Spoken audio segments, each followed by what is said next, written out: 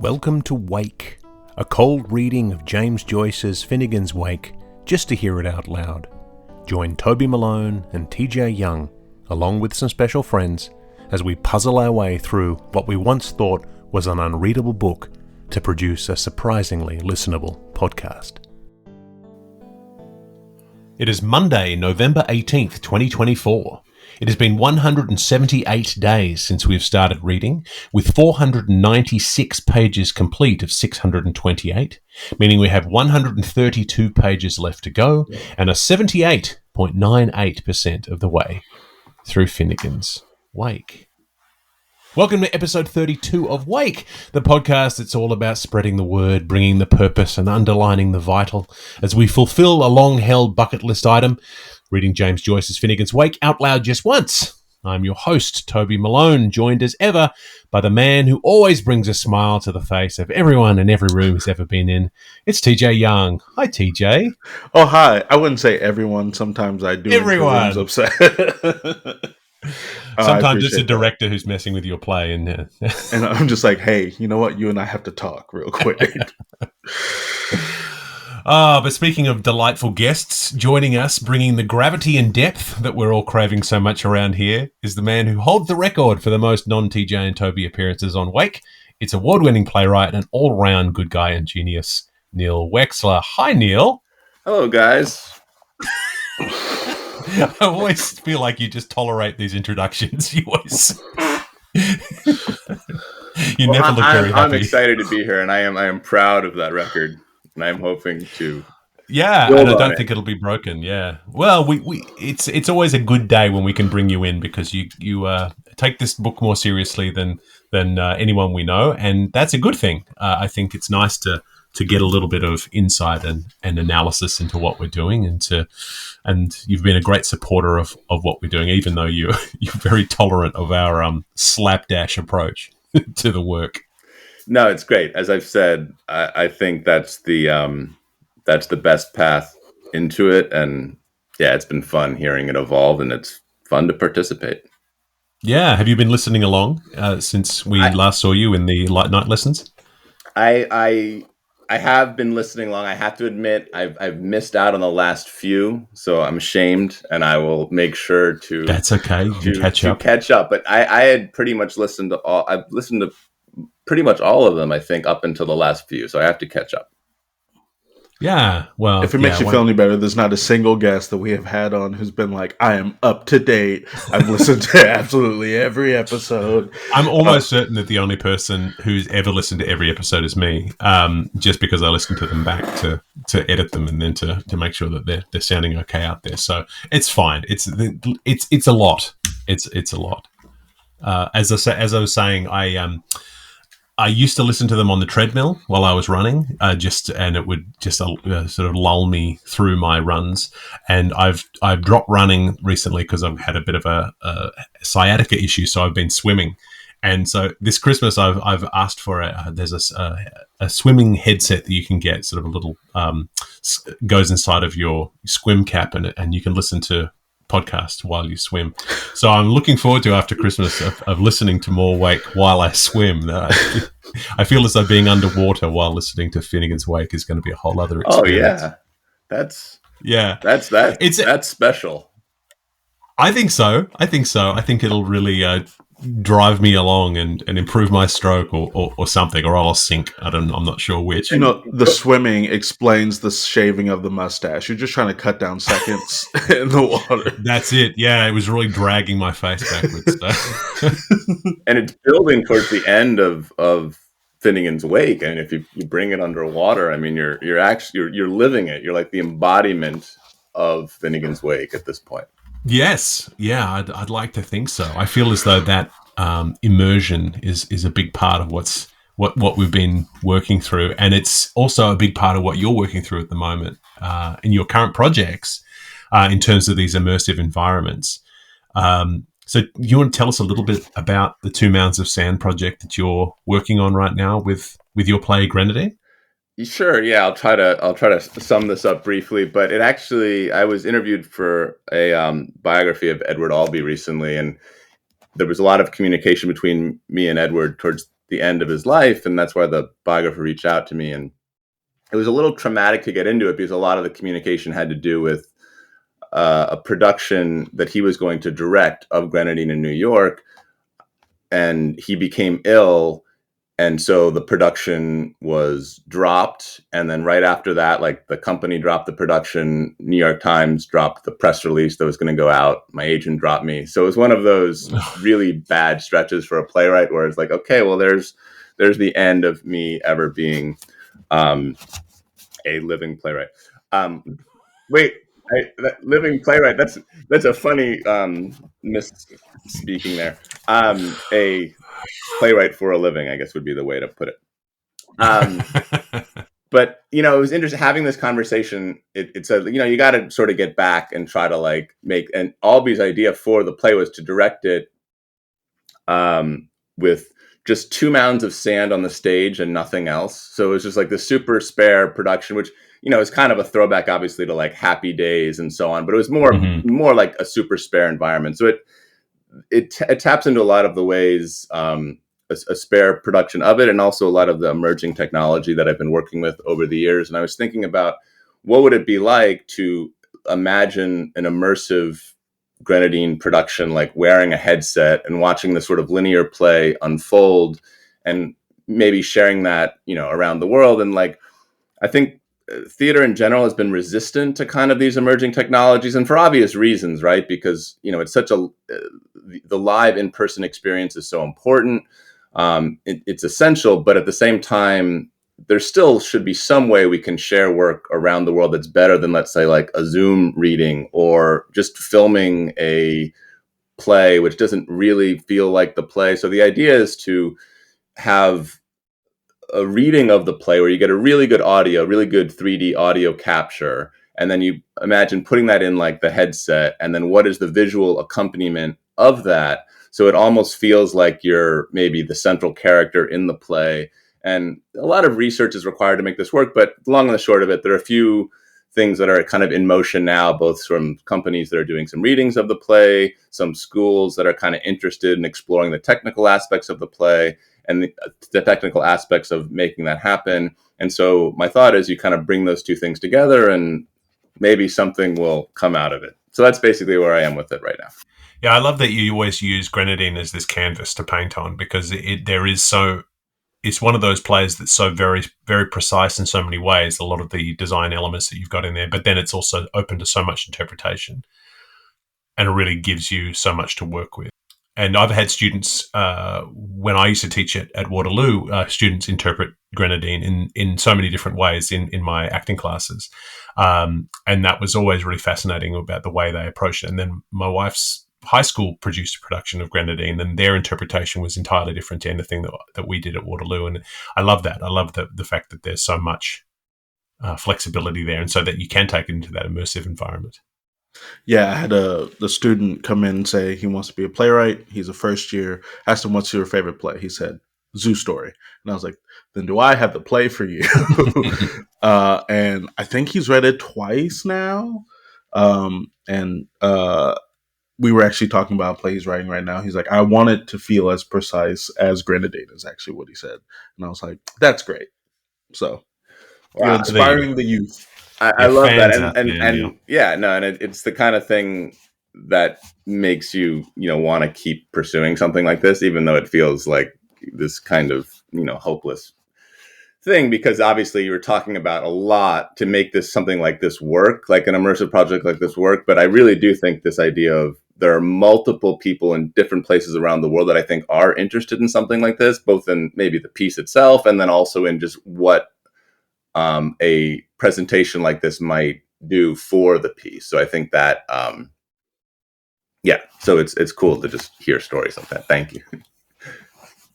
Of course. Yeah. No, we've talked often in relation to Finnegan's Wake and your playwriting about the fact that you don't compromise on your vision, and that you have specific needs with your work, that you could write a romantic comedy if you really had to, but you don't, because that's not what you want to do. It makes me think of the 1930s and 40s, where all the great playwrights of New York were shipped out to Los Angeles to write movies, and they were sort of stuck in a little chalet on a movie studio and asked to write dross, and basically fighting back against the idea. Who was, I think it was Eugene O'Neill did some of that. Some of the great American playwrights, or Tennessee Williams, Thornton Wilder, and just really couldn't hack it out there in Hollywood because they were being asked to write stuff that had no substance to it. It was just entertainment. And so the fact that you don't say, no, okay, fine, people don't understand Grenadine, let me dumb it down for you, I think it's very appropriate for a Finnegan's Wake podcast, because Joyce could have been a millionaire many times over if he'd just taken advantage of his fame and written something easy. And he never did. Bless him. This podcast wouldn't exist, though. That's the real loss that would have. Joyce. Exactly. Joyce was ahead of his time. He knew that this podcast would come into fruition. He knew that all of that was butterfly effect of him. Yeah. And then this podcast will inspire some young writer to write their own version of Finnegan's Wake, and the cycle will continue. Maybe. Exactly. I don't know. There are no young playwrights listening to this, but we do. Looking at the stats, it's overwhelmingly white men in their 50s who are listening to this. But we love you all of our listeners. I was once married to a white man in his 50s. I do love them. that one didn't work out so well. So. Yeah, very true. Speaking of technology issues, I just want to make sure I'm not seeing the bars going up and down on my time. Does that matter? I just don't want to. No, you're good. I'm good. Yeah, we see it on our end. So. You can cut that somewhat, or it could be part of the. No, I'm going to leave it in. It's going to be part of the texture. Exactly. It's the listening experience of the wake. But with that said, we should move into the reading. And today we have an auspicious day because we are passing the 500-page mark, which kind of means nothing in terms of the narrative, but means something in terms of the progress that we've made. 500 pages is an achievement in anyone's books. So we're looking forward to hitting that. There will be no acknowledgement of it, but if you're reading along, celebrate with us silently as we get there. We are, as always, reading from the Penguin Modern Classics edition of Finnegan's Wake, published in 2000 with a foreword by Seamus Dean. Today we'll be reading the second part of Chapter 3.3 from pages 496 to 516 in this edition. This continues the segment with the intriguing and detailed title of, ready? Yawn, an inquiry run as a seance by Senators 4 into the various events so far narrated.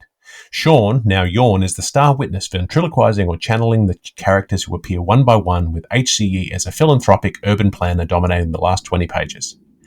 That is the summary by the Oxford World's Classic edition of 2012, which also includes brief summaries of what is happening in each subsection, which we will address at the end of the reading. And now, without further ado, Finnegan's Wake.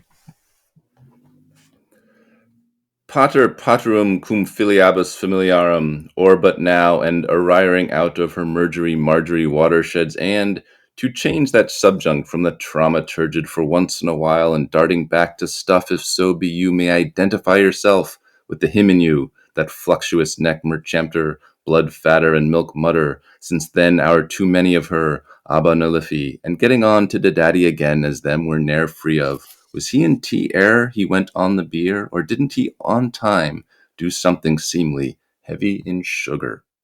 He sent out Christy Cullum, and he came back with the jailbird's unbespokables in his beak, and then he sent out Le Caron Crow, and the PCs are still looking for him.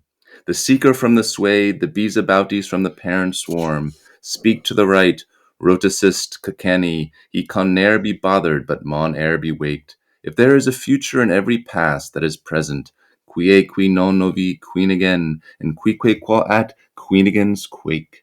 Stump, his producers, are they not his consumers? Your exagmination round his factification for encamination of a warping process. Declaim, Ara, Irara, Hirara man, weren't they arriving in clandestines for the abandonment of ad regius agnidapes, fogaballers and pan high burnskers after the crack in the lean years, scalp jaggers and health hunters, like the mesicles of the great god, a scarlet trainful, the two-edged Petrarch totaling legates and prelaps in their aggregate ages 2 and 30 plus undecimed centuries of them, with insiders, extra omnes, and tutti fruttis, all cunked from Rathgar, Rathanga, Roundtown, and Rush, from America Avenue and Asia Place and the Afrian Way and Europa Parade and Bisagar the Wallies of New Suck Wilds, and from Vico, Mespel Rock, and Sorrento.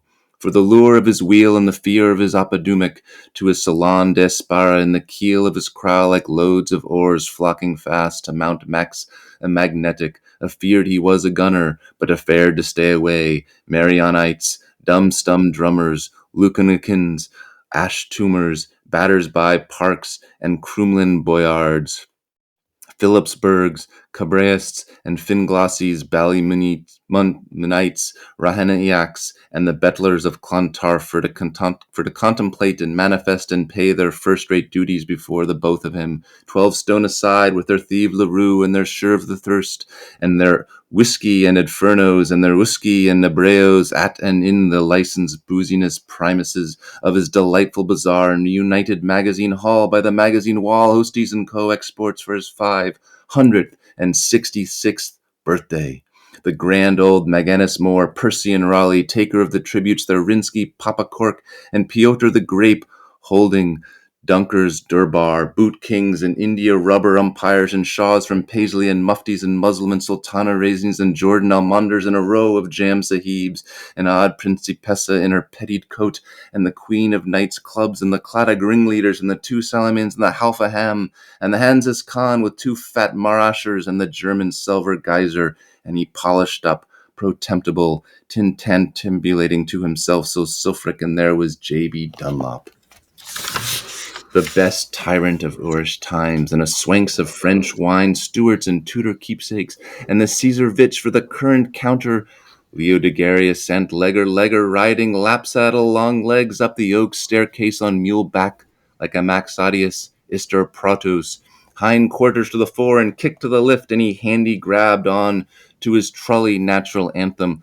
Horsebus, keep your tally up, and as much as the hall of the vacant Fronaroom, Old Loaf's buttery could safely accommodate of the houses of Orange and Better's MP, permeated by Druids DP, Brehones BP, and Flahulags FP, and Agiopemenites AP, and Anti-Pummelites PP, and Ulster Kong, and Munster's Herald with Athcli and Signing, and Athlone Pursuant, and his Imperial Catchering, his Fainawan, and his Gemni Nose Sanctions, and Ufid, and Ortolan, and his diamond-skulled Grand Dowker Adamantaya Lubioskuska, all murdering Irish amok and amack out of their boom companions in Punch, Jab, and Doggerel, and Pamel and Gugarati, after plenty of his fresh stout and his good balls of malt, not to forget his Olza Mononor, his beers O'Reilly, sopped down by his Panny and Agalorum, at Kennedy's kiln she ned her dough, back of her bake for me buns, socializing and communicating in the deification of his members, for to nobble or salvage their hero bit of him,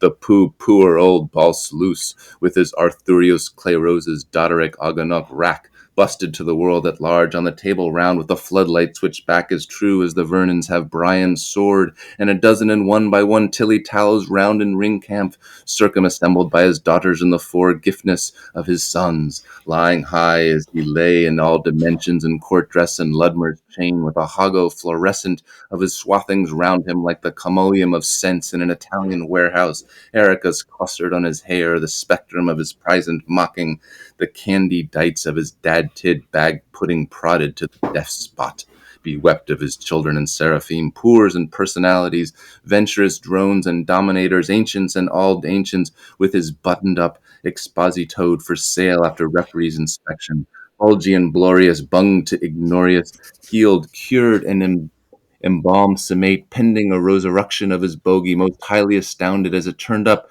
after his life overlasting, at thus being reduced to nothing.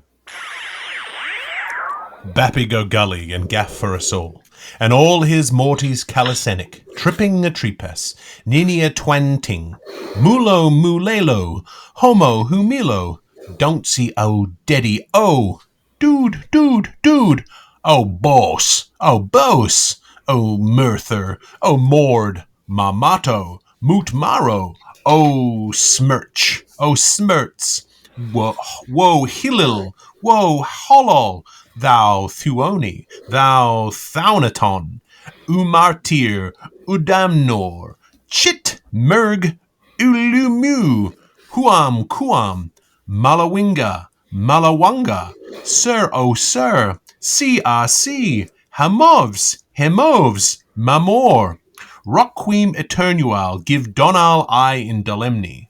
Bad luck's per pepperpot, loosen his eyes. Pish! But there's leps of flam in Funnycoon's wick. The cane has passed. Lung lift the king. God save you, king, muster of the hidden life. God surf you's kingly, adipose rex. I had 4 in the morning and a couple of the lunch and 3 later on, but your sowls to the dowel, do ye? Think, fime, fud? Impassable tissue of improbable liars. Do you mean to sit there where you are now, coddling your supernumerary leg, with that bizarre tongue in your toxchap, and your hindies and shindies like a muck in a market, sorely boy, repeating yourself and tell me that? I mean to sit there on this act knoll where you are now, surly guy, replete in myself, as long as I live in my home spins like a sleeping top, with all that's buried of sins, incense, insides of me. If I can't upset this pound of pressed olives, I can sit up zoons of sounds upon him. Oliver, he may be an earth present. Was that a groan, or did I hear the dingle bagpipes wasting war? And watch, tris, tris, ani ma me, prisoner of love, belting heart, lowland herd, albane hand, wonted foot, a squee, a squee, a squee, lingnum in, wrath of Gar and Donnerbrook fire. Is the strays world moving mound, or what static babble is this? Tell us. Who is he? Who is he? Who is he? Who is he? Linking in. Who is he? Who is he? Who is he? The snare drum. Lay your lung to the gown.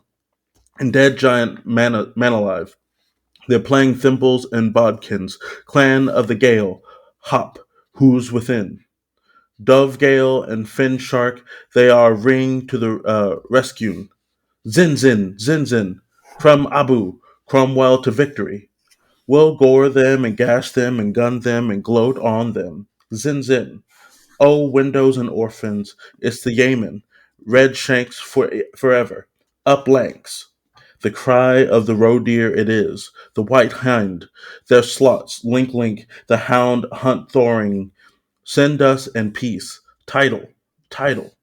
Christ in our Irish times, Christ on the heir's independence, Christ hold the freedmen's chairmen, Christ light the duly expressed, slog, slanked, and slaughter, rape the daughter, choke the pope, Aru, cloudy father, unsure, non-good, zin zin. Sold, I am sold, Brian a bribe, my Esther, my sister, Brian a bribe, goodbye, Brian a bride, I sold.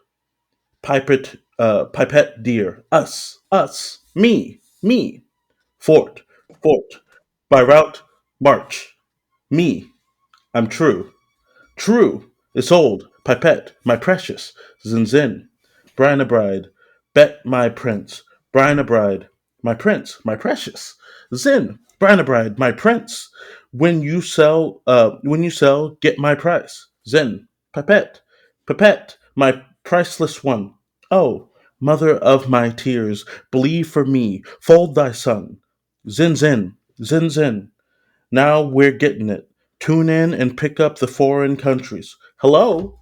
Zin. Hello? Tenant. Tell your title? A bride. Hello? Ballymaricret. Am I through miss, true? Tit. What is the tit? Silence.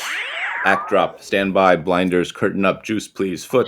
Hello. Are you cigar shanking wheat? I got you. Gobblelands. Carrot cans. Parfait. Now, after that just a jiff siesta, just permit me a moment. Challengers deep as child's play to this, but by our soundings in the Swiss channels, land is due. A truce to demob swore words. Clear the line. Priority call. Sybil. Better that or this. Sybil head this end. Better that way. Follow the baby spot. Yes, very good now. We are again in the magnetic field.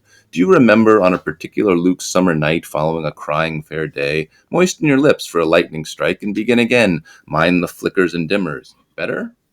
Well, the isle is Times, the ale is Penzance, vehement general Delhi expulse, still calling of some wave from its specific, not more, less continuous. There were fires in every bald hill in holy Ireland that night. Better so, you may say they were, son of a cove. Were they bonfires, that clear? No other name would at all befit them unless that. Bonfires with their blue beards streaming to the heavens. Was it a high white night now? Whitest night mortal ever saw. Was our Lord of the Heights nigh Our Lady of the Valley? He was hosting himself up and flosting himself around and ghosting himself to Mary's murmur like an Andean upper Balkan. Ludes, Carol, was there rain by any chance, Miss Indu? Plenty. If you went far enough, there fell some fall of little winter snow, holy as ivory. I gather, Jessie, by Snatcha Clacka, the nicest at all in Hillian heavens Emalyars. Did it not blow some gales Westmaster us sent rather strongly to less, all in humours out of turn, Jussie as they rose and sprung in? Out of all jokes it did, pipe up ice cold, burn a burr, niper, lieto galamfantes, still cling, mur, peace specific. Do you happen to recollect whether Muna, that high lucky knack, was shining at all? Sure she was, my midday darling, and not one but a pair of pretty geelacres. Quanda, go, datey. Laterly. That was latter lig, certainly. And was there frostwork about in thick weather, and ice soon callid, soon frozen, cold and warm, but mostly dry, and a boat-shaped blanket of bruma air size, and hellstones, and flamballs, and voda shouts, and everything to please everybody? Hail, many fell of greats, hoary mori, smother of fog there was, so plays your our tides, absolutely boiled, obsoletely cowled, Julie and Lulie, at their parkiest. The amenities of the amenities, with all their amenities, and the firmness of the formless of the famous of the fumous of the first fog and maiden veil. Catch, and couch-shamed. From Miss Somer's nice dream back to Mad Winthrop's delugium stremens, one expects that kind of rhymy feeling in the sire's season. One certainly does. Desire for hire would tire a shire phone funkler wire and mares. Of whitecaps any foam flakes flock fooyin from Fox Rock to Finglas. A lamb skip for the Marines, Paranoma, the entire horizon cloth, all effects in their joints caused ways, rain drum, wind machine, snowbox, but thunder sheet? No, here under the blankets. This commoner garden is now in still a reality, or starry sphere of an oleatorium for a broken pottery and ancient vegetables. Simply awful the dirt. An ever nasty ashtray, I see. Now do you know the well-known Kinkid where the ill-assorted first couple first met with each other? The place where Eelder man fan again? The time when junker men fun again? Deed then I do, WK. In Fingal too they met at little piece aneath the bide tree, yellow house of Snugsborough, West Reeve, Astagob, and Slut's End with stockings of Winnigans, Folly, Mary Falls, and all of the two, Skidoo and Skep-Humble. God, a Medi, you're a devil of a Tolkar. Is it a place fairly espoused to the four last winds? Well, I faithfully, sincerely believe so indeed, if all what I hoped, charity is half true. This stow on the wolds, is it woeful Dane bottom? It is woeful, the need whatever about anything or all else under the Gryan black sun of Gangrain Garan, a tricolour ribbon that spells a caution, the old flag, the cold flag. The flagstone, by tombs deep and heavy, to the unavailing memory of Pisa the grave. And what siggeth wooden warning of thereof? Trix pisses will be par secluded. There used to be a tree stuck up, an overlisting esh tree? There used, sure enough, beside the Anna, at the ford of Silvernemont, Oakley's ashes elm, with a snowdrift from one birchen bough, and the grandest, crownedest consecrated maypole in all the rain-laden history of wilds. Brown's Thesaurus plantarum from Nolan's, the Prittlewell Press, has nothing alike for it. For we are fed of its forest, clad in its wood, burked by its bark, and our lecture is its leave. The cram, the king of all crams, squire maid, the dams man, of Plantagenets high and holy. Now, no hiding your wren under a bushel. What was it doing there, for instance? Standing forninst us. In Cimmerian sunshine? And in Cimmerian shudders. You saw it visibly from your hiding place? No, from my invisibly lying place. And then you took down in stereo what took place being tunked committed? I then tuck my taken place lying down. I thunk I told you. Solve it. Remounting a lift towards the Araugian of spaces. Just how grand in cardinal rounders is this preeminent giant, Sir Arbor? Your bard's high view, Avis on Valley. I would like to hear you burble to us in strict conclave per rando, and without too much Italiote interference. What you know in petto about our sovereign beanstalk, Tonans Tomatius. Odite! Kokor Andy, Udite, your eminence, your eminence, and delected fraternitries. There's Tuador queensmaids and Idaho shopgirls, and they woody babies growing upon her, and bird flamingans, Sweeney swinging flugel worlds, on the tipmast and Orania Epples playing hop to seal, bomp to tear, and Tyburn Fenian snoring in his quicken bowl and crossbones strewing its holy floor, and culprines of Erasmus Smith's burst all boys, with their underhand lead pencils climbing to her crotch for the origin of spices, and Charlotte Darlings with silks blue ask me's chattering in dissent to them, Gibbonses and Gobbinses, Guelphing and gibbering, proffering pradues to their Anatoles and blighting fine blasts on their catastripes and their kill maim them pensioners, chucking overthrown milestones up to her to fall to her cranberries, and her poms and nets for their unnatural refection, and hand-painted hoydens plucking husbands of him, and cock robins much more hatching most out of his misado egg drazzles for him. The sun and moon pegging honeysuckle and white heather down, and tim-tits tapping resin there, and tomahawks watching tar elsewhere, creatures of the wold approaching him, hollow mid-ivy for to claw and rub, hermits of the desert barking their infernal shins over her triliteral roots, and his acorns and pine cords shooting wide all sides out of him, plantitude outsends of plenty to thousands, after the truants of the utmost fear, and her downslider in that snakes to nausea, whimmering woman's sea lib, such a fashion-aping Sathanas dress out of that exquisitive creation, and her leaves, my darling dearest, sinning since the night of time, and each and all of their branches meeting and shaking twisty hands all over again in their new world through the germination of its gemination from on's outset till odd's end, and encircle him circularly, evove. Is it so exaltated, eximious, extraordinary, and excelsiorizing? Amongst men like trees walking, or trees like angels weeping, no birdie aviar saw any wing to eagle it, but rocked of agues, clift for eye. Telleth that eke the truth? Moosh of a mixedness, a shrub of libertine, indeed, but that stain of law in dead what styles its naming. Todd, too hard parted. I've got that now, Dr. Mellerman, and see, finite men's mid-infinite true, the form masculine, the gender feminine. I see. Now, are you derivative of it yourself in any way? The true tree, I mean? Let's hear what science has to say. Pundit the next best king, splank, up fellabaum. It reminds of the whipping of the daughter, and remounts of the senses of the sense arrest. It amounts to the sense arrest to withhold the frausches and the dribble. How this loose affair brimped and fuss flowers, and was the tree mangled man angel of his sorabom hand because knockout the kick naver knacked him and the knockshaft.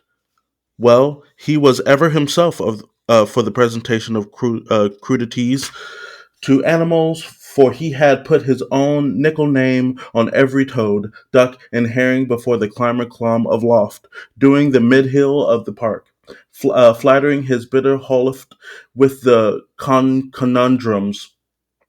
He would let us have the three barrels. Such was the bitte to thicke of the muster of the whose, so as he called down, and the grand precursor who coiled him a crawler in the dupus die, and the thundered at him to flatch down off the erection and the a-slimed of himself for the balance of hishet leaf. O Finlay's cold powled, days begot them. Were you there, Hera? Where were you there when they lagged through the comb? Whoa, whoa, who? Sometimes it growls on me to ramble. Whoa, whoa. So that was how he became the forest of our tree fellers? Yes, sure, and in the absence of the sober quiet, the fannest of the true follis, baps, bomb slinger. How near do you feel to the Copa promontory, sir? There do be days of dry coldness between us when he does be liking the linging house far astray, and there do be nights of wet wind whistling when he does be making me onions whoop all kinds of ways. Now you are mayor of the mark, land's own road. She's through her pippins thereabouts, and they've cropped up tooth one edge with hate's to leaven this so cried isle. Now thorny born, follow the spotlight, please, concerning a boy. Are you acquainted with a Pagany vicariously known as Tusher's Tom, who is? I suggest Sphynoglam as his habitat. Consider yourself on the stand now and watch your words. Take my advice. Let your motto be inter nubila numbum. Never you mind about my mother or Hopitout. I consider if I did, I would feel frightfully ashamed of admired vice. He is a man of around 50, struck on Anna Lynch's Pecco with milk and whiskey, who does messuages and has more dirt on him than an old dog has fleas, kicking stones and knocking snow off walls. Have you ever heard of this old boy Tom or Tim of the fishy stare who belongs to Kimmage, a crofting district, and is not all there, and is all the more himself since he is not so, being most of his time down at the Green Man, where he steals, pawns, belches, and is a curse, drinking gaily 2 hours after closing time, with the coat on him skin side out against rapparitions, with his socks outsewed his spring sides, clapping his hands in a feeble sort of way, and systematically mixing with the public going for groceries, slapping grates and little gets soundly with his catgut belts, flapping bare sides and waltzy wembling about in his accoutrements, always in font of the tubber knuckles, like a long-armed lug, when he would be finished with his tea. Is it that fellow, as mad as the brambles he is? Touch him, with the lawyers sticking to his truer shins, and the swat me knotting on the basque of his beret. He has kissed me more than once, I am sorry to say, and if I did commit glad rolleries, may the loon forgive it. Oh, wait till I tell you. We are not going yet. And look here, here's my dear, what he done, as snooks as I am saying so. Get out, you dirt, a strangely striking part of speech for the hottest worked word of a brogue. You're not unhindered in odd times, mere thumb show lately. How do I know? Such my billet. Buy a barrack pass, ask the hornies, tell the robbers. You are alluding to the picking pockets in Lower O'Connell Street. I am alluding to the peck and packet, but I am alluding from Laura Connor's treat. Now, just wash and brush up your memorias a little bit. So I find, referring to the patter of the present man, an eerily demented brick thrower. I am wondering to myself in my mind, quare Ark of the Covenant, was Tusher a Methodist whose name, as others say, is not really Tom, was this salt son of a century from Boterstown, Shivering William, the sealiest old forker ever hawked Cranach, who was always with him at the big elm, and the arch after his teeth were shaken out of their sockets by the rang dog for having 5 pints 73 of Nunarian blood in him abaft the seam level, the scatterling wearing his cow-beamer and false clothes of a brewer's grains patterned with back buckins with his motto on, "You'll remember," ostensibly for the occasionally of the 12th day Pax and Quantum wedding. I'm wondering. I bet you are. Well, he was wandering, you bet, whatever was his matter. In his mind, too, give him his due, for I am sorry to have to tell you, Hullo and Evo, they were coming down from off him. How curious epiphany! Hodi casus ebsob frac conton. It looked very like it. Neither knows Nisus and neither garments. Man is minder of the ma. What? Willie? Walty? Aye, another good button gone wrong. Blonde man's blaff, like a skib's leaked lintel, the arbour lightened with Pamela's, Peggy Lee's, Polly Wally's, questuants, quaintaquilities, quickamarys. Concaving now convexly to the semi-demi hemispheres and from the female angle, music ministering, were the subligate sisters P and Q, Clopatrix chiriapist, mutatus mutandis, in pretty much the same pickle, the peach of all piedom, the quest of all quicks. P-Queen ourselves, the prettiest pickles of unmatchable mute aunties I ever bo-peeped at. Seesaw shall see she, since the town go went gonning on pranksome quain. Silks appeal and sulks are lusty, boy and giddle, gape and bore. I hear these two goddesses are liable to sue him. Well, I hope the two Collinses don't leg a bail to shoot him. Both were white in black arpists at cloever spilling. Knicked? Gelsy back. I languished, listed, out etudes for the right hand. Were they now? And were they watching you as watcher as well? Where do you get this wash? This representation does not accord with my experience. They were watching and watched watching. Fetchers all. Good. Hold that watching brief and keep this witching longer. Now, retouching friend Tomsky, the enemy, did you gather much from what he let drop? We are sitting here for that. I am Russian mad, no lie, about his shapeless hat. I suspect you must have been. You are making your thunderous mistake, but I am dung sorry for him too. Oh, Sham, not really? Were you sorry you were mad with him then? When I tell you I was Rushamara Named with myself altogether, so I was, for being sorry for him. So? Absolutely. Would you blame him at all stages? I believe in many of an old stagger. But what seemed sooth to a Greek summoned Nuth to a Gentile?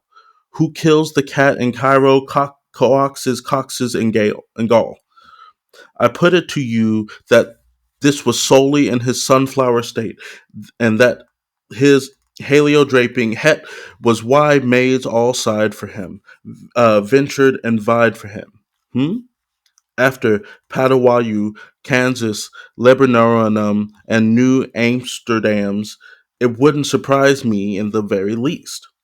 That tear and this mole you tear in our smile, 'tis life that lies if women's eyes had been on our old undoing. Lid after lid. Reform and mind size his deformation. Tiff puff up my nostril. Would you puff an earthworm outer my ear? He could Claude boost his eyes to the birth of his grace. Could slump all his lot through in half of her play, but he just couldn't laugh through the whole of her farce. Be corpse, he couldn't build that way. So he out out and outs his volumentary, and he was lightning consultation, and he downs his pantalogians and made a piece of first parapersonal purity that stale state remains to be cleaned. Booms of bombs and heavy thudders, this aim to you. The tale so masterdantic as you tell it nearly takes your own mammoth's breath away. Your troopers are so unrelieved because his troopers were in difficulties. Still that stultitium done in veno condone ineptius made of veritus. How many were married on that top of all strapping mornings after the midnight turkey drive, my good watcher? Perhaps that'd be telling. With a hoe fro him and a hay fra her, but as regards to Tammy Thornycraft, I define the lawn mare, and the laney Morris, and all the prentices of Wilds to massage him. Now, from Gunner Shotland to Guinness scenography, come to the ballet at the Tailor's Hall. We mean to be melee on the Mailer's Mall, and leap rink, and make folly till the gaoler's gall. Awake, come, awake, Every old skin in the leather world, infect the whole stock company of the old house of the leaking barrel, was Thomistically drunk, 2 by 2, lurking o' tootlers with tambours of beggars, the blog and turfs and the brandy wine, bank rompers, true Norman fashion, I have been told, down to the bank lean clerks. Some nasty blunt clubs were being operated after the tradition of a Wesleyan bottle riot act, and a few plates were being shied about, and tumblers bearing traces of fresh porter rolling around, independent of that, for the Aaron of Finns and Sewell, and then followed that whapping breakfast at the Heaven and Covenant with rodeo echoloing how his bread cost on the voters would be a comeback for Arrow One, like the depredations of Scandal and Ivory in and on, used to wobble slops off clotes, eh? Would that be a tall tale too? This was the grandsire Arthur, this was his in-white horse Sip? Well, naturally he was, Luties, also gendry men, being cursive-festidite. They came from all lands beyond the wave for songs of Inish feel. Whiskway and mortem no pussy Portius either. Invitum, happiness all around, but the right reverend priest, Mr. Hobson Bond, and the reverend bride left, frizzy frau were sober enough. I think they were sober. I think your widdershins there about the right reverence, Magraw, for the North Wiggerin Cup team was wedding beastman papers before us, Carey. You saw him hurriedly, or did you, if that seems not irrelevant, with Slater's hammer perhaps, or was he in surge? I hardly did. On the stroke of the dozen. I'm sure I'm wrong, but I heard the Reverend Mr. McGraw, in search of a stammer, kicking the bedding out of the old sexton Red Fox Goodman around the sacristy till they were bulb beetle black and buff-eater blue, while I and Flood and the other men, jazz like Broleys and Sessuos, was gickling his missus to gackles in the hall. The divaline, she's a lamp in her troth, with her siggin leckle and her 12-pound lack. A loyal wifeish woman, Cacanic weeping cough, while she lay law was all their rage, but you did establish personal contact in exegesis or on a point of order. That perfumery pond is beyond my pinigay pretensions. I am resting on a pigs of cheeses, but I've a big suggestion. It was about the pint of porter. You are a suckersome. But this all, as Ayres said to Oscar, was only that child bearer might blog us well side split, where Letsy's hereditate a dark, mean, swart Harry. Only 'twas woman's, to woman with man's throw man. Bully, burly, yet hardly hurly, the saloon bulkhead, did you say, are the tween decks? Between drinks, I deeply, painfully repeat it. Was she wearing shub ladies' tyros and humor of her hobbish, masses, star stellar? Mrs. Tan Taylor? Just a floating panel, secretare's sliding drawers, a budge of cleves on her shalter, a cider brass sedes on her annulus findring, and 40 crocolips in her curling thongs. So this was the dope that woolly the cad, that kinked the ruck, that noised the rape, that tried the sap, that hugged the mort? That legged in the hoax, that joke bilked, the jest of junk, the jungular, jacked up in a jock, the rapper. Lol, gol. You didn't soy so. All upsy down her whole creation? So there was nothing circle about between you? And Dry-Salt, her father Izzard, how was he now? To the pink man, like an almanax in hers shirt and stick-up, Brustle to the bear, the megalomegellon of our wine vats waterway, squeezing the life out of the liffey. Christopher Carambus, such is Zodisfaction. You punk me. He came, he kished, he conquered. Vulturuvarnar, the must of his glanceful coaxing the beam in her eye, that musked belle of this masked ball, Annabella, Loverbella, Poolabella, yup. Tien Tong Tolatone in Sabina's. Aye, she was lithe and pleasable. Wilt thou the lee? Wilt thou the he? Wilt thou the hussif? The quicker the deef, the safter the scepter, saf.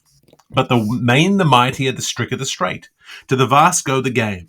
It is the circumconversioning of an antediluvial paganings by a Huguenot Cranwell energuman, or the K-code-edition of an absequiliterous Patagonian to the herarium of a cabotinesque exploser?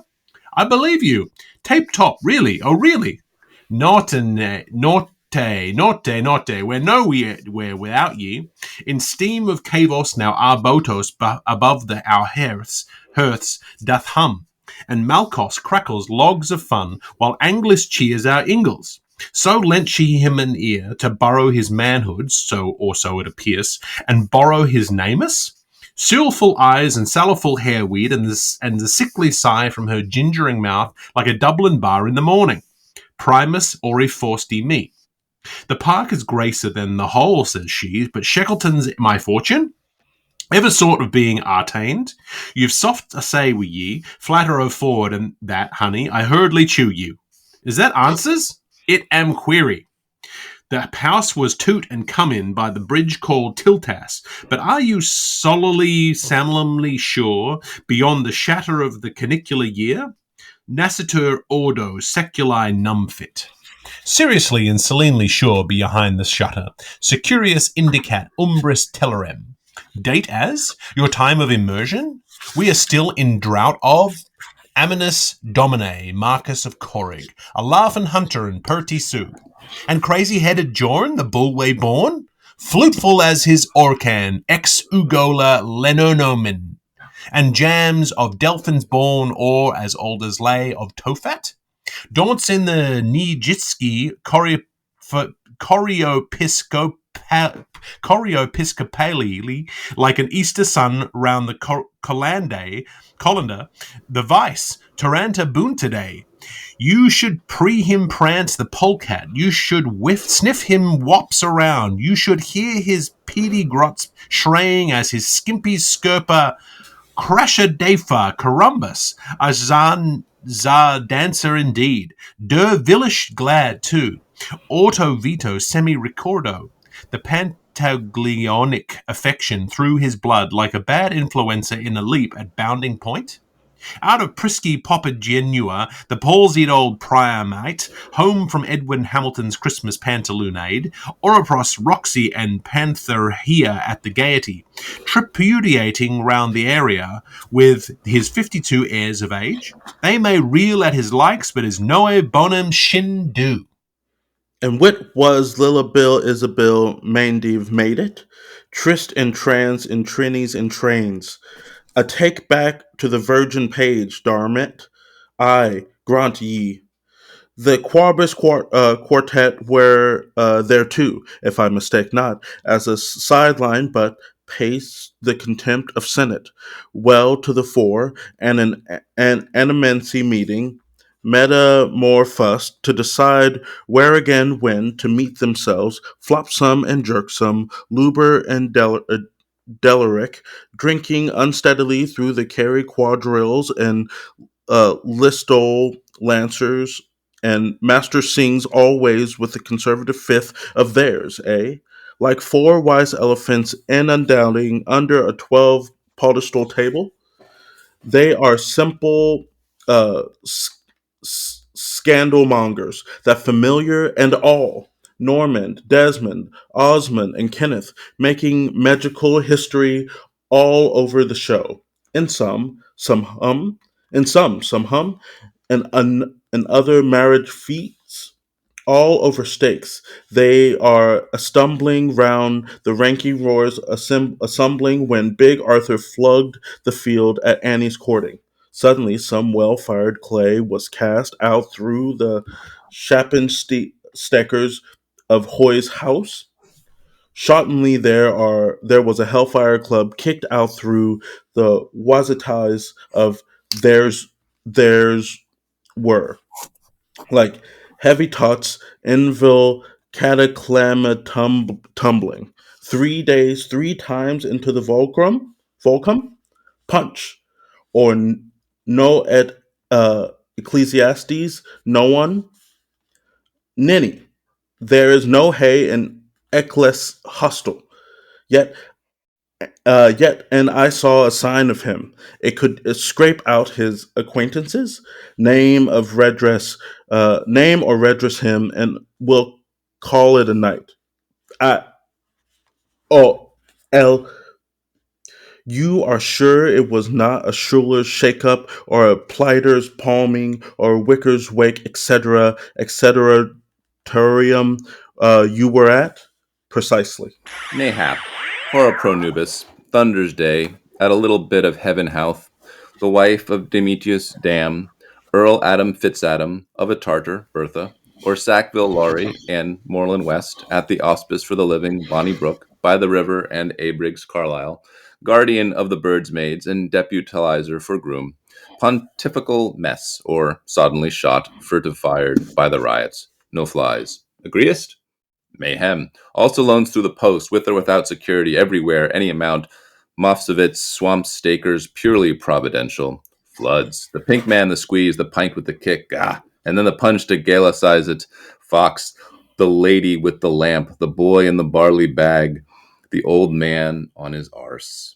Great scrap, 'tis we and you and ye and me and hims and hurts and heels and shields, the Irish race, the Irish nation, the heiress place that heir stationed. He was culping for penance while you were ringing his bell. Did the kicky good man, rude fox, say anything important, clam or cram, spick or spat? No more than Richmond's periwelker, to word, a gale galled by scheme of scorn, knock, signifying nothing, mock, fortitudois radamem, tenuit, five, maim, or something very similar. I should like to euphemize that. It sounds an isochronism. Secret speech, Hazelton, and obviously disemboweled.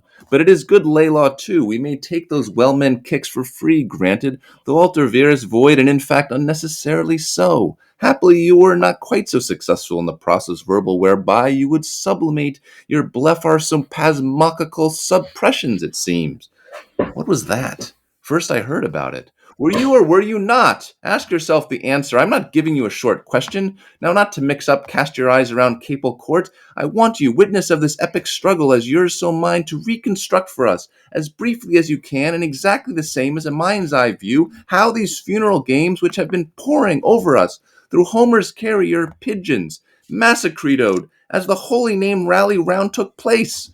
Which? Sure, I told you that afoul. I was drunk all lost life. Well, tell it to me, be fair, the whole plan of campaign, and that bamboozled mince thrill voice of yours. Let's have it, Christy, the Dublin own, the thrice familiar. Ah, sure, aye, witless Fogus, 'tis all around me, be batter's bit hat. Ah, go on now, Master Bones, a gig for a gag with your impediments and your parectrix. Blank memory of hatless, darky, and blued suit. You were ever the gentle poet, dove from Haywarden, pitcher cup, patcher cap, praty mane. Be nice about it, Bones Minor. Look cheerful. Come, delicacy. Go to the end, thou slackard. Once upon a grass, and a hopping high grass it was.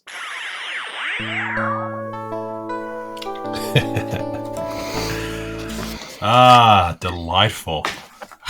Always gallops along when you're here, Neil. I love it.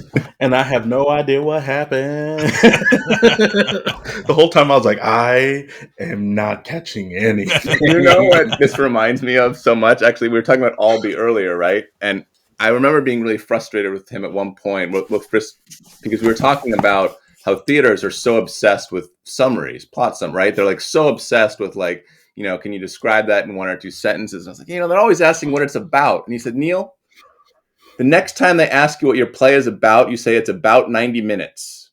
And I would say that like the response to what is Finnegan's Wake about, it's about 628 pages. Oh, yeah. There are about and like the thing is someone's, but this is, we keep coming back to this, like, what is the meaning? The meaning is that this is the mirror up to nature. If you want to think that the world is simple and that you understand it and that the words are direct, then go ahead. Like there are lots of fortune cookies out there, right? You can have every log line you've ever asked for, 500 of them, 500,000 of them if you want. You can have all of that. But For sure. But you're not getting at the fact that you live as a person trying to understand in a world that lacks understanding. You are Sisyphus, and this is the rock. And if you want to try to push it up, go ahead. If you don't, you don't have to. I mean, that's the beauty of this. I think that the thing always comes is that it's kind of become a game for me, and it's a logic puzzle in a way where we have these explanations, quote unquote, about what's happened in the section. And I've already talked about how I feel like they leave out a lot of the innuendo and a lot of the dirty things that Joyce is saying, and like, all those things in those explanations. And I always try to be like, did I get enough so that way when we read, when Toby reads what they said happened, I'm like, yes, I got one of those. It's almost like a quizzing myself for a test I didn't know I had to take. We're also at a slight disadvantage because we're at part 2 of this chapter, and so the context that we set up in the previous one, which we recorded a few days ago, and we've now it's completely gone from my head. Yeah, so some of that context, if you're reading it through as this dialogue, jumping into the dialogue in the middle is a little bit troubling because you're not really getting that momentum. But yeah. And we talked about how with this section, since it is dialogue between several people, understanding who's speaking when and all that other stuff, which obviously Joyce knows, but there's no indication for us. It is almost that Sisyphean task, like you were talking about, Neil, where deciphering it, there's 1,000 ways to do it and sparse it, which is why people spend their whole lifetimes doing so. Yeah, and I think it's tricky because it's easy to say. It's easy to push aside this idea of this push towards the summary, but we've all been on the other side of this, right? Where we have to, advise someone on, their script or submitting their script or something. And we're just, but you got to be able to summarize this. You got to be able to talk about it, right? Yeah, what's your elevator pitch? It's exactly. I do consulting for companies where it's all about how do you prepare your pitch for various audiences. And it's always about clarifying and simplifying and all these types of things. But the thing with this is certain things are harder than others, right? that's and certain things are more rewarding. I come back in this thing we just read, what to me, if you really had to find that epiphany moment, it's on top of 499, thus being reduced to nothing. It was the last few words of the first section that I read today, right? Thus being reduced to nothing. And I was thinking about this as I was reading it and as we were going through, the two works for me that I find to be the most, the best existential anchors for what it means to be a human are this one and Beckett's Endgame, right? Mm. And the reason is because this whole idea of reduced to nothing is that if you compare it to something like Hamlet's soliloquies, which are of course brilliant, right? In terms of pushing out, in terms of how we try to understand consciousness, how do we understand our place in the world relative to other people's place in the world? It certainly pushes out in that direction. And unlike Finnegan's Wake, Shakespeare does not aim to make these soliloquies impossible to and I not impossible, extremely difficult to penetrate, right? He makes them, he allows you to get inside of Hamlet's head. Sure, it kind of escapes you. Maybe you can't quite match Hamlet's moves here, and maybe he would have moves that would take us in direction, but we at least were anchored. But that anchoring no longer exists.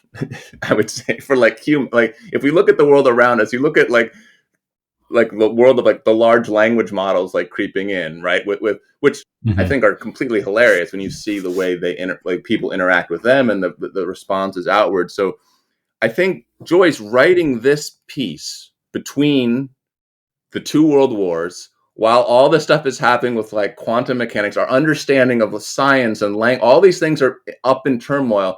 He realized that language itself was kind of in a mode of collapse, right? That our attempt to understand ourselves was in a mode of collapse.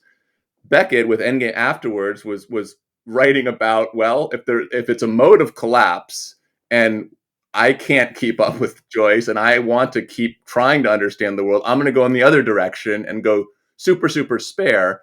But I think also provides challenges for readers when they get into something like Endgame, because they're kind of wait, I don't quite get it when the character looks out and says he alone had been spared because when he looked out on the world, all he saw was ashes, right? But it's still more accessible than, let's say, Finnegan's Wake. But then we have to realize that what he's basically saying is, no, Joyce was right in terms of this collapse. And now we're basically trying to understand the seeds of collapse while we try to process our existence. And of course, if you truly dive into that, you're left in that world of well, do you either just give up on the world, literally? Do you either just, we're in Camus' myth of Sisyphus, right? Where if there's no meaning, why not just jump? Oh, right? Oh, Camus, right? I took a Camus class and read everything Camus wrote, and I was I get it.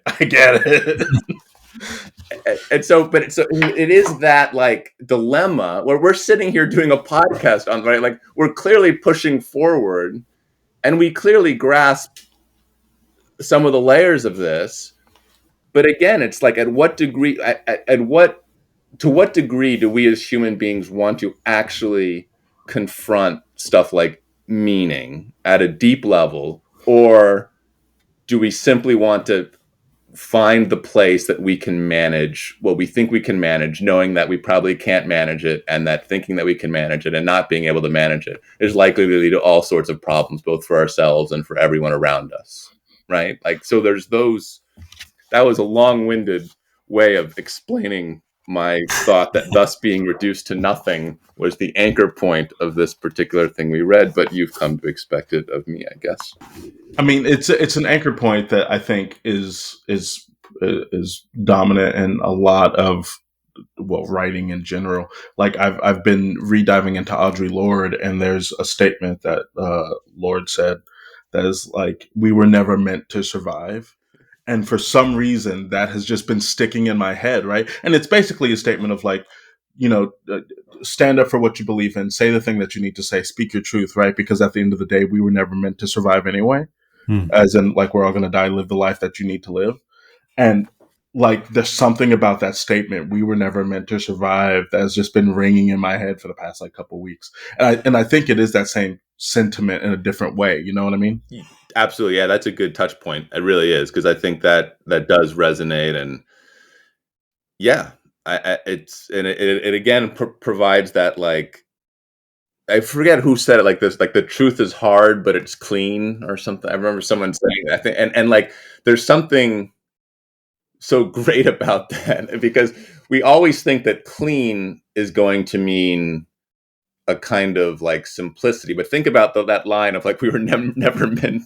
I mean, like, think of what like it actually means to face it, right? Like, even now we're not really facing, right? We're facing, that's a good touch point, but we're not really facing it. Like, so it comes back to Iago's line, I am not who I am, right? There's the irony of like language always collapsing on itself, existence always collapsing on itself, and also wanting to avoid a kind of like, it's so easy to become pretentious with this stuff, right? Like we've seen this happen where people get like, this is like, you always talked about the purist thing, right? Like, the problem with like the way academia, I think, went for so long was like, it became a kind of badge to be able to almost talk like this, right? Like to talk in this sort of but like, it's not a bad. It's like, and so it's almost like there was like where the academics and even like the avant-garde, I think, kind of like really messed things up for a lot of people, is because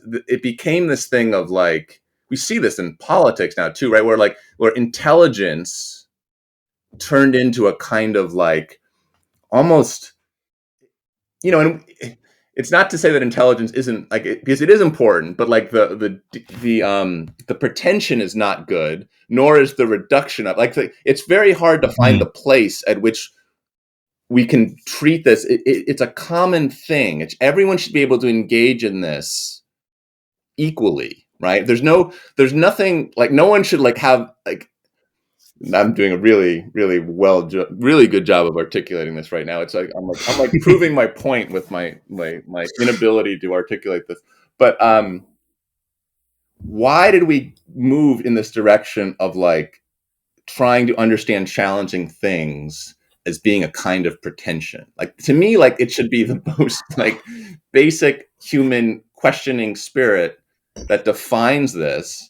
And everyone should be able to engage in this, because ultimately it's rooted in a kind of humility. Intelligence is rooted in humility, not its opposite. And yet that's where we've gone, unfortunately. But it becomes very difficult with a book like this to live in that medium space where you are not taking it too seriously, but not taking it seriously enough. And so you can be the pretentious academic who lives and breathes and analyzes every syllable, or you can be like us, where we're skating through and just saying the words just to have said the words without any kind of analysis. And I feel as though we exist a little bit further along the spectrum, where we actually do stop and talk about it a little bit, but we certainly couldn't be accused of giving it any kind of in-depth analysis, and that's not really the point of this. But it's difficult to be a casual reader of Joyce. You're either gonna just glance at it and say, I've seen it, and now I've seen it, and then, but you haven't really processed it, or you're going to have to really dive in feet first. And But I think, yeah, it's a really interesting perspective. but I think that's what you guys are doing. I mean, that's kind of what I think you do inhabit that middle space. I mean, I would like to think that I inhabit that middle space, right? Because like, Yeah. I feel like this is like, or I mean, I don't know if I do, but I try, because every time this is the challenge of it, right? Every time you say, oh yeah, I inhabit that middle space of not knowing, and then I go along and say some like thing about something, and it seems like I know what I'm talking about. And maybe I know what I'm talking about. I probably have some understanding of this. I feel like if I were to have a conversation with Joyce about this, like I think I would be able to have a meaningful conversation with him on it. And I feel he would be like, there'd be some like, yeah, like that. Now, but again, I don't see that ability to maybe like get inside it a little better as a sign of like, it's nothing to be proud. I guess my point with all this, we always think of this stuff as like badges, right? Like, Right. oh, I am an 8.7 in the contemplation, like, right? Or like, I think the middle ground of this is realizing there's like, it's kind of like human communication and meaningful stuff happens when we all understand Socrates' line of like, the only thing I know is that I know nothing, right? I mean, that's where stuff happens. And it's not, and of course, like realizing that is not a simple thing, right? It's not, I'm not saying like, oh yeah, like anyone should do, like everyone should be able to like handle this sort of deeply philosophical exploration of something, when clearly we've been taught our entire lives to try to understand various one-to-one correspondences with language, right? Like, all, and so it's like, it's asking you to kind of like strip yourself of the various rootings that enable you to like do stuff like, you know, cross the street and go to the store and get something you want. It's like, oh, now what I want you to do is recognize that you're a total imbecile. And, Yeah. and Well, I have those moments, like when we're recording, where I'll mispronounce a word, and then I'll realize I've mispronounced it, and then my instinct is to go back and fix it, or to think, oh well, I didn't say that correctly, and this would be a more complete, because we're sort of at the point, we're 516 pages into this book, which we didn't think we'd get one chapter into, and now we're nearly at the end. And so I go, oh, now this is becoming a recording of record, where people will refer back to this and go, oh well, here, of all of the complete readings of Finnegan's Wake, this is going to be one in a short list, because many people don't get through it. But then I go, well, I feel as though our reading needs to be more correct. But then what is correct? And then who knows if I'm pronouncing the words the way that Joyce was hoping you'd pronounce them, and you think, oh, this is the common word I'm going to say, but Joyce actually meant for it to be said with a different kind of inflection because it was a different kind of pun. There's no way. I mean, you just, once you go down through the rabbit hole, you're done. You're cooked. Yeah. So we prefer to sort of stick our head into the rabbit hole, but we're not going to chase the things. And I think that I find the word pretentious to just be a funny word to use with anything, because I am willing to say, and this is a very silly thing, I'm very pretentious about my lemonade, right? I'm like, I know exactly what to me constitutes lemonade, and I will give you a riot act about what that is, right? And the same way that like I feel the same way about certain poets and certain musicians and blah blah blah blah blah. And I think that those are the things that if you latch onto it and it sticks to your bones, you're absolutely going to be passionate about it, right? And the pretension really comes in for me whenever it's like an inability to accept any sort of iteration or understanding of what that thing might be, right? And going back to what you were saying, Neil, in academia, there seems to always be a desire for the quote unquote right answer. Right. And with any good novel, and especially a novel like this, the right answer, quote unquote, shifts from person to person, day to day, as time goes on. So it's almost like impossible to identify like this is the meaning of the section, because with the evolution of words, the meaning of this work evolves. Yeah, and exactly that point. It suddenly just occurred to me. I thought, I just want to quickly check the etymology of the word pretentious, just in terms of where it's coming from. And the original root of the word come from the late 14th century French, meaning to profess or put forward as a statement or assertion or maintain. So it's about expertise. It's about having knowledge about something. And then Right. later on, it was the 17th century where it became sort of more about being something that was a little more false, or a little more Right. where you're pretending that you have knowledge, sort of you're showing off by knowing. But the idea being, to pretend, was to put forward a statement that you know this knowledge. And so, I think pretentious has kind of a bad name now. I think it's good to be pretentious about certain Right. No, things. again, and how to what both of you just said, like how it spins on that one word, right? Like, I think there's so much in this. Another key touch point I think we've talked about before is this is rooted in like a post-Freudian world too, right? Freud had a big influence on Joyce, and a lot of the academic stuff treats this through a Freudian lens and through other things.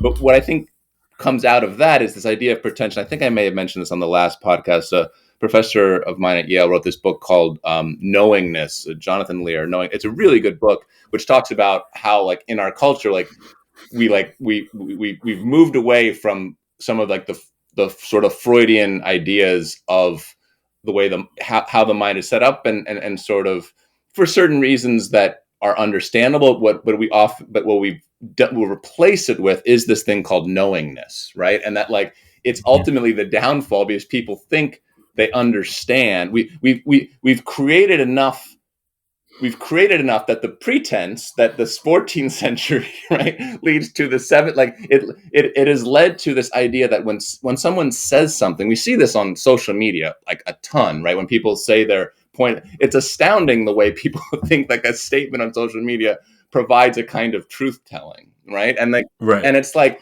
and what is the truth telling? It's like your perception of your completely like narrow perception of the world through a single consciousness that is a completely like unable to probably articulate even your own ideas, let alone anyone else's ideas, or the relationship between your ideas and those ideas and those ideas and the words, all these things, that you can say something and think that statement somehow has a kind of like truth telling, right? Like, I mean, it's almost like, and this is very different from what you're talking about, TJ, when you say that, like, you feel very passionate about things, right? And then therefore that leads, because that's so different. You're not saying in those moments that these things have some kind of anchor in the world that you alone, or like even if you have the knowledge of, it's not like you're not staking this claim to a superiority of your consciousness over other people's consciousness,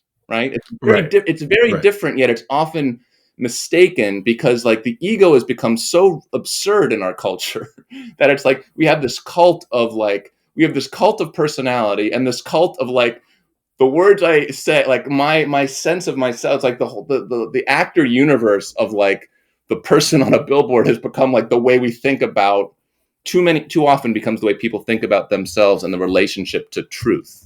When we talk about the idea of definition, or we talk about the idea of finding that definition, and the fact that we started this conversation with TJ saying, I don't know what went on, and as though that is some kind of admission of weakness. But of course it's not, because I don't think anyone could claim to know exactly what's going on at any of these points. And I think it's one of the things that I really wanted to talk about here comes up at the top of page 497 in lines 2 and 3.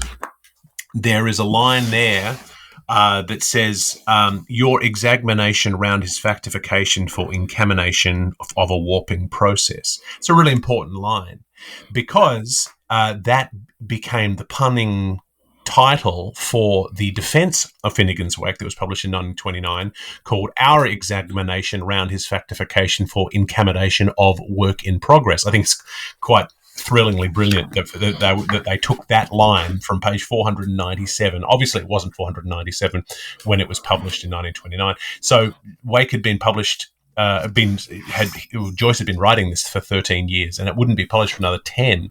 But Sylvia Beach and other luminaries got together to publish a defense of Finnegan's Wake, partially because of this idea of people didn't understand what was going on. Partially the idea that the idea of definition wasn't available. And when I witnessed the reading of Joyce's chapter 1.5 at the Thomas Fisher Rare Book Library a few weeks ago, there was a first edition copy of our examination there available to be perused. It was a very interesting, thin little volume, but it was published by Sylvia Beach, and it featured the writings. It's about a dozen different essays, including many people at the time who were well known at the time, maybe haven't come down to us now. Marcel Brion, Frank Budgeon, Eugene Jolas, John Rodkin, Robert Sage, but most famously Samuel Beckett.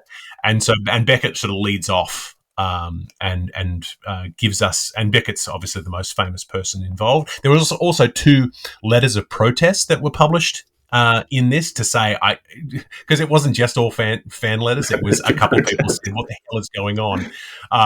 One written by someone called GVL Slingsby, who writes a piece called "Writes a Common Reader." So a common reader saying, "What are you doing?" And then one from someone called Vladimir Dixon, who was a poet, a letter to James Joyce. And Beach actually thought that one was written by Joyce himself. Where Joyce wrote a letter about Finnegan's Wake saying, "What the hell is Finnegan's Wake?" Because it's addressed. Yeah, he puns in there on the name. He calls it Mr. Germ's Choice and Mr. Shame's Voice as references to Joyce in that. But the fact that in 1929 this book needed to be published to defend the existence of Finnegan's Wake, and the fact that we're 500 pages in, and so that he wrote a line that was punnable for the title, but obviously everything was written out of order, as we've discussed. When I heard Neil say that line, I was like, "Oh, there it is." Yeah. I actually had no idea that it was a pun. I mean, obviously the use of the word exagmination is a real tip off. Yeah. No, it's and the fact that you're right that there was this, because I think this is the same. This is kind of goes back to that idea of that whole idea of knowingness in the sense of how at that time people like Joyce, like people. The reason why there was that pushback is people, he was considered like this, this great writer. Like I think about how we sometimes approach. Like we want them to give us answers, right? Like this is like the kind of thing, and this is even where like Freud felt the collapse of it. Like the patients, they don't want to be told, "Hey, by the way, you're going to have to explore all this really challenging stuff," like what a like I just give me a freaking pill and call me in next week, right? Like so that like part of this is how our culturally we've moved. Like thought is painful. Like people want to have it both ways, right? And so that's and so the push you can't have it both ways. Like you mentioned the middle. What the middle means what it means is both, right? It's like it doesn't mean it means like I just talk about flipping on it. I just said you can't have it both ways. What the middle means is both. So talk about like collapsing on yourself in the wrong expression, but it means both. And this might actually be the Borges flip on it, like everything and nothing, right? Like it means when I say it means both, it goes back to that Hegelian sense of it. You can't have something without having its opposite. So in this case, like you can think that you can find this place where you can push aside all of the stuff you don't understand and just create a kind of universe of understanding, right? But you will basically be in a position of complete imbecility at that point, right? Like, and again, the opposite of the childlike imbecility of not knowing where you're moving forward in terms of trying to so that is interesting because when that pushback that you're talking about right now, that pushback has meant it's been just shut down, right? Like now no one would even think of bothering to like send these letters to Joyce because they just wouldn't publish it, right? Right. Like the system has eliminated this idea of people who provide challenges to those in power of the academia of whatever these like we have now put ourselves, we can talk about Joyce, of course, because he's dead, but we don't want to talk about a living Joyce. Like, God, we would push that guy into the gutter the soonest we'd have, because like the last thing we want to do is upend our privilege of knowledge, right? And so like the fact that it's great that was a time where someone like that actually had like a position where they weren't just removed or just not published. I mean, that's anyway. Sorry, that was a long-winded way of saying that, like the historical, and this is why I think this podcast is so cool that you guys are doing this, because it's bringing it back. Even if you say, oh, well, not a lot of people are listening to it, I bet some of the people though that are listening to this are really going to get a lot out of it in the way that they can now approach a world where thoughts like this don't have a lot of place to thrive, right? So it's like, I think it's like, it's really valuable in that sense. So even though, I don't know, maybe that's my final point for today is like that. I think it's really good you're doing this for that very reason, that I have a hunch that some people will pay this forward in a really cool ways in their own world. So this pocket of whatever number of people, that'll multiply, and like there'll be some exponential return to the value of this. Congratulations. This is what we leave behind us. That's good. In terms of talking about meaning, I feel as though we should just dip into what the Oxford World Classic summarizes this section as, just so we can get a sense of meaning. Just after all that, where there is no meaning, let's find out what the academics say we should find, the meaning we should find, which feels counter to it, but this has become a tradition in every episode, and so I feel as though if I miss it, then one of our 30 readers will complain. So this we read chapter 3, the second part, pages 496 to 516, titled "Yawn: An Inquiry Run as a Seance by Senators 4 into the Various Events So Far Narrated, especially the Humphrey out of Book 1, chapters 2-4. Sean, now Yawn, is the star witness, ventriloquizing or channeling the characters who appear one by one, with HCE as a philanthropic urban planner dominating the last 20 pages. So from 496.23 to 499.3, ALP appears to reply to this defamation of HCE. The four disabuse her and change the subject to HCE and his bankruptcy as a businessman and the wake that is held, at which 499.4 to 499.28, the leap year girls wail and keen to a dance of death. A new king is announced. But isn't it all lies and nonsense? It's all secrets and music. 499.29 to 5016, there is now some disturbance from the medium, and as Yawn begins to resemble a telephone exchange, sounds of war and pillage are picked up coming through. 5017 through to 532.6, so beyond from where we go. This is a long cross-examination which focuses on the Phoenix Park incident. So what happened that evening? There are questions about the weather, the park, a great tree at the scene, and then one about Toucher Tom, or HCE, and the two maids. And then from 510 to 514.18, an unruly wedding party wake that night with everyone there and ALP's dress. So a lot in there. And I really did appreciate the way that it kind of felt like a greatest hits return to what was happening in chapter 1, reminding us of the lyrics of the Ballad of Percy O'Reilly from time to time, or a lot of these things. I think Festy King came up a couple times, TJ, so you're out of luck. You're going to have to write that play. No, they said a new king. I didn't see the word. But yeah, I mean, it's really interesting to think about our conversation of the futility of finding meaning. Yeah, but and then go ahead. And then describing the meaning, and then what, where do we come down? But it's that word mean, right? Because I at no point would I say there's no meaning in this, right? It's just that, like, for sure. I think there's like infinite layers of meaning in it. It's just that, like, reducing that meaning to one line is what I'm saying. It's like it's not. It's the multivocal nature of it. We live in a very univocal type of correspondence with it. So it's like.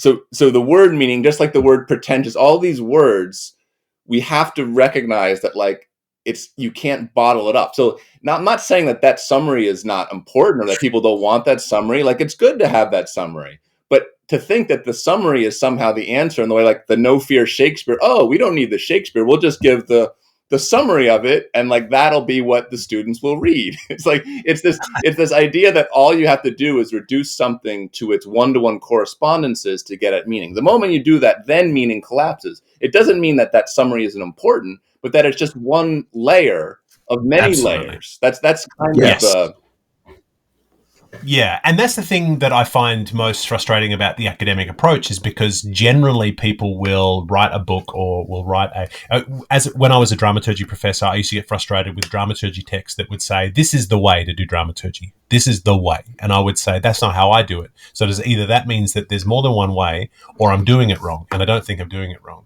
So the idea that this is the one definition, Oxford World Classic put their foot down and say, this is what this means, is one approach, it's one definition, but it's not necessarily all it is.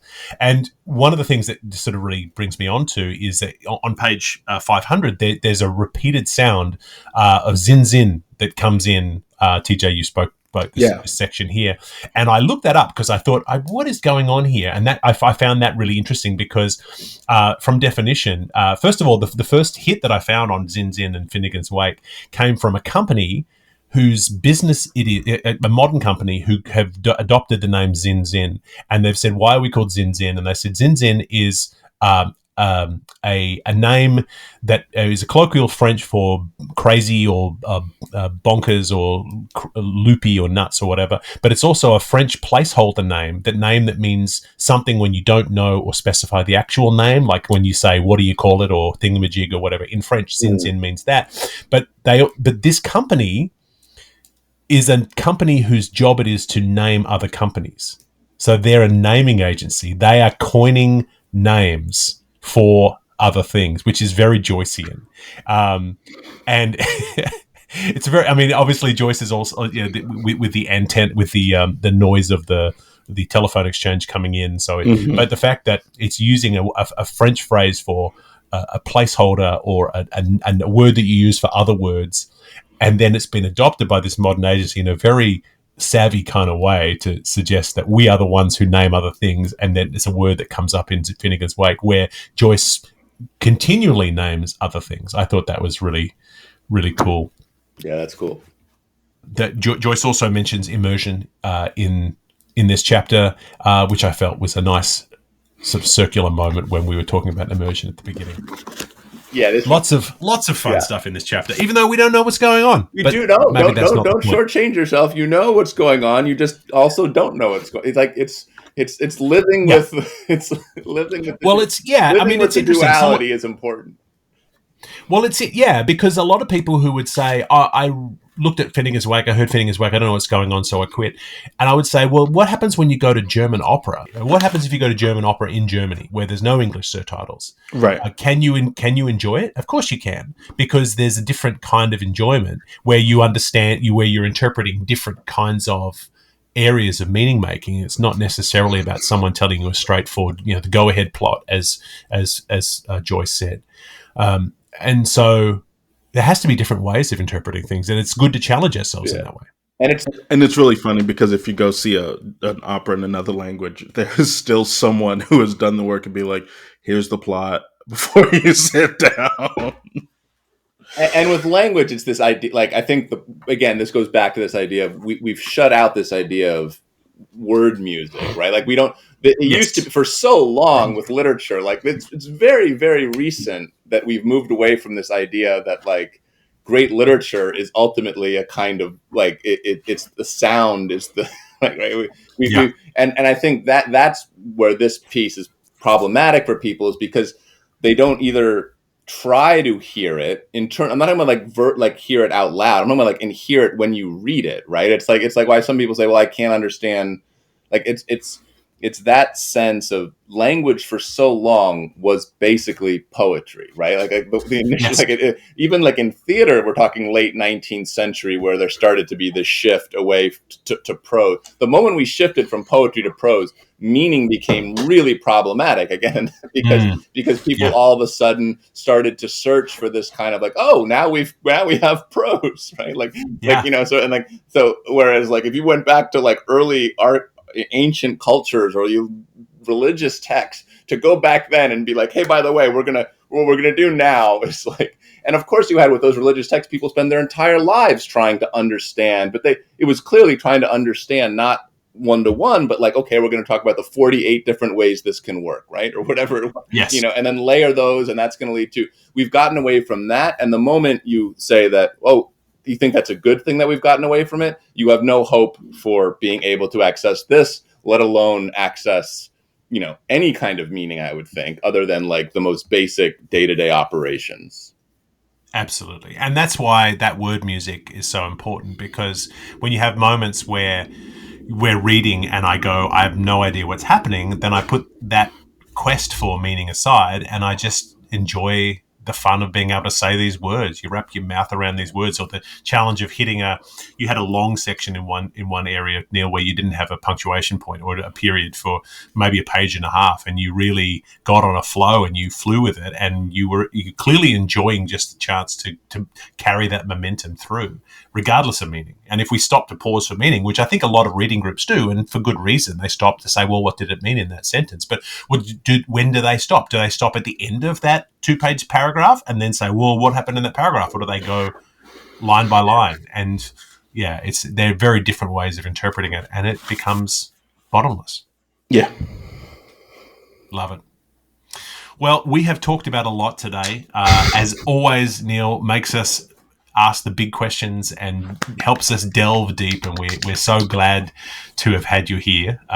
It's always a pleasure, Neil, so thank you so much. We will make sure that we put out some links to your Instagram and where you're putting out information about the grenadine projects that you've got going on at various colleges and places like that. So anything else that you wanted to let us know about? No, just thanks for having me again. And I hope maybe I'll see you guys one more time. And absolutely, you will. I'm looking forward to that already. Yes. Well, that is all the time we have for Wake. We will return next week for the next part of this riotous chapter. I've been Toby Malone, joined as ever by TJ Young. And as we wend our way toward the end of the book, one thing I can assure you of is that Neil will be back to join us in book 4. Thank you for being here, Neil. It's always a pleasure. We'll see you next week, yawners and jawners.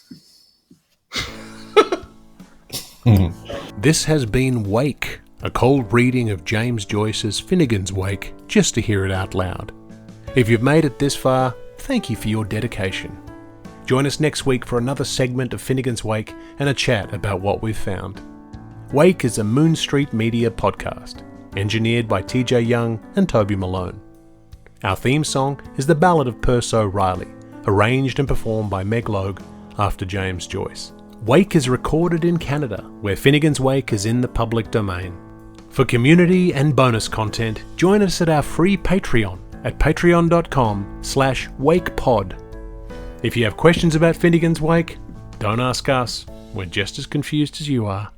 See you next week.